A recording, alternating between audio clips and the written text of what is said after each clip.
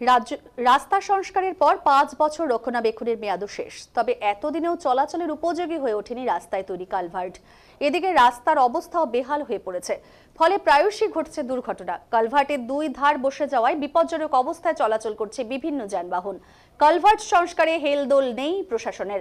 এমনই ঘটনায় ক্ষোভ ফুঁসছেন আলিপুরদুয়ার জেলার ফালাকাটা ব্লকের দক্ষিণ দেওগার ভাঙারপাড়ের বাসিন্দা সহ পরিবহন কর্মী ও নিত্যযাত্রীরা। অভিযোগ, প্রায় ৬ কোটি টাকা ব্যয় করে ৫ মাইল থেকে মাদারিহাট ব্লক সীমানা পর্যন্ত ১৩ কিলোমিটার রাস্তা পুনর্নির্মাণ করার পরেও কালভার্টের কাজ অসমাপ্তই থেকে যায়। এদিকে বেহাল হয়ে পড়েছে গোটা রাস্তা। এই রাস্তা দিয়ে চলে বেশ কিছু ম্যাক্সিক্যাব ও অটোরিকশাও। গোটা দেওগাঁও গ্রাম পঞ্চায়েতের মানুষের একমাত্র চলাচলের ভরসা এই রাস্তাটি। দ্রুত কালভার্ট সহ রাস্তা সংস্কারের দাবি জানিয়েছেন পরিবহন কর্মী সহ স্থানীয় বাসিন্দারা।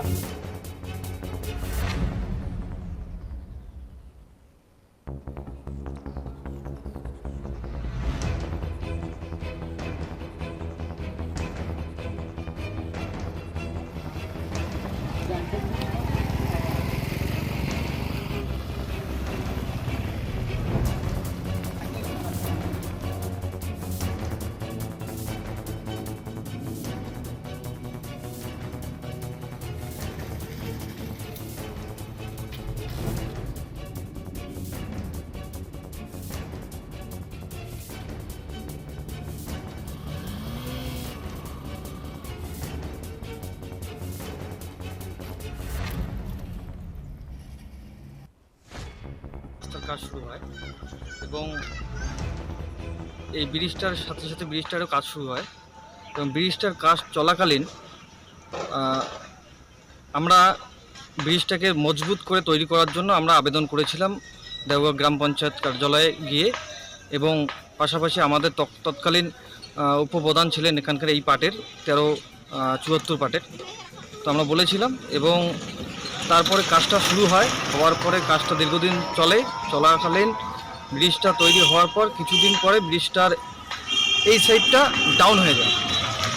কিন্তু তখন আমরা কি করি, আবার এখানকার সাধারণ মানুষরা সবাই মিলে আমরা কাজটাকে আটকে দিই, এবং আটকে দেওয়ার ফলে উপপ্রধান সাহেব এবং আমাদের দেওগাঁও গ্রাম পঞ্চায়েতের প্রধান সাহেব আসেন, এসে আমাদেরকে আশ্বস্ত করেন যে আমরা কাজটি পুনরায় রিপেয়ারিং করব, আপনারা এখন ছেড়ে দিন, আমরা পরবর্তীতে কাজটি রিপেয়ারিং করে দেব।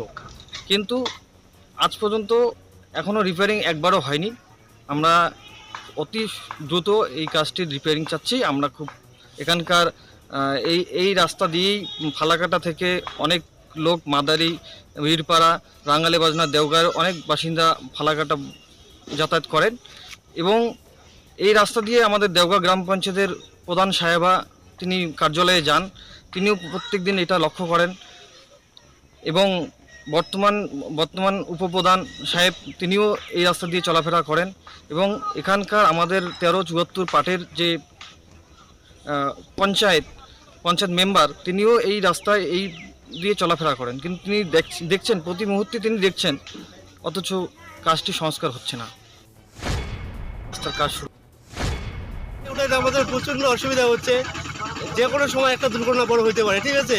আমরা চাচ্ছি রাস্তা মেরামত করা হয় শীঘ্রই, ঠিক আছে। যে কোনো একটা বাইক বা টোটো যে কোনো গাড়ি যাওয়ার সময় খুব সতর্ক হওয়া দরকার। একটু ব্যতিক্রম হলে গাড়ি পাল্টে হয়ে যাচ্ছে, কি আর বলবো, কাজ হয় না ঠিক মতো। আপনারা চাচ্ছেন রাস্তার সংস্কার হোক? অতি তাড়াতাড়ি সংস্কার হলে ভালো হয়। 1 বছর না গেলে রাস্তায় সব উঠে যাচ্ছে, ঠিক মতো কাজ হয় না রাস্তার।